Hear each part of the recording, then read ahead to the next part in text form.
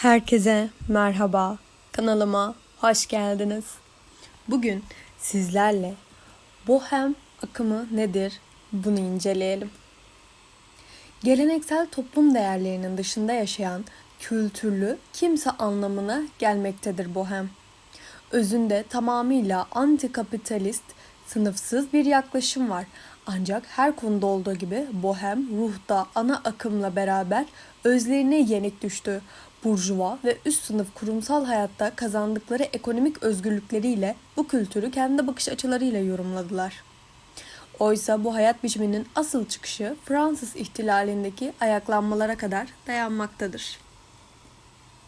Boho, kick ve alt kültürü. Sienna Miller'ın Milenyum'un ilk 10 yılının sonlarına doğru yaklaştığımızda "Artık bohem görünümler içinde görüntülenmek istemiyorum" diyerek serzenişini bir kenara bırakacak olursak 2000'li yılların başlangıcını sokak stilinde bu tarzın yükselişiyle özetleyebiliriz. Dönemin it girl'lerinden günlük stilini tamamlayan boho kick'tir. Kate Moss, Sienna Miller gibi bunun minimalizmin bayrak taşıyıcısı olarak The Raw'un yaratıcısı ikonik kardeşler Mary, Katie ve Ashley Olsen bugünün aksine onları maxi etekler, yelekler ve gladyatör sandaletlerinin içinde görüyorduk. Rahatlığı, salaşlığı ve şıklığı sevenler için oldukça dikkat çekici olan boho kick akımını yaşam alanlarını dekore ederek de kendinize söz ettirmeye başarıyor.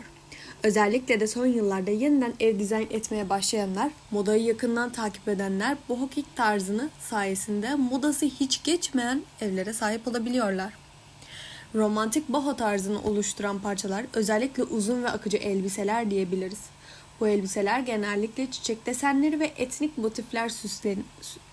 motiflerle süslenmektedir. Ayrıca kısa şortlar, salaş bluzlar, geniş paça pantolonlar ve dantel detayları da romantik boho tarzının belirgin parçaları arasındadır. Aksesuarlar da bu tarzı tamamlayan geniş kenarlı şapka, etnik desenli şallar, büyük bilezikler ve doğal taşlar romantik boho tarzının vazgeçilmezlerindendir. Doğadan ilham alan renklerle kontrast yaratan kombinler oluşturmakta bu tarzı farklı kılmak isteyenler için bir alternatif olabilmektedir. Romantik boho tarzını nasıl uygulanır? Romantik boho tarzını uygulamak için rahat ve doğal görünümlü parçalar tercih edilmelidir. Akıcı kumaşlar, yumuşak tonlar ve doğal desenler bu tarzı çok şık bir şekilde yansıtır. İnce detaylar ve dantel işlemeler romantik bir hava katmak için idealdir. Aksesuarlar da tarzını tamamlar. Vintage kolyeler, büyük şapkalar ve bilezikler romantik boho tarzını vurgulamak için harika seçimler olacaktır. Eğer koyu renkleri bu tarza dahil etmek isterseniz detaylarda romantik bohoyu yansıtabilirsiniz. Örneğin püsküllerle hareketlendirilmiş ceketler, salaş kesimli bluzlar ya da dantel dokular taşıyan parçalar rengin ne olursa olsun romantik boho sayılmaktadır. Bohem giyim tarzı hangi renk ve unsurları içermektedir? Bohem tarzı zaman içinde herhangi bir dönemin ana akım trendlerinden farklı olarak alternatif bir moda türü olarak tanımlanır. Aslında bu kesin tanım trendin tüm tarihi içinde geçerlidir. 200 yıldan fazla bir süre önce bohem genellikle zamanın satıcıları, yazarları ve bazı entelektüelleri ilişkilendiren egzotik bir stil anlayışına atıfta bulunan bir terimdir. Bohem giyim tarzı nedir?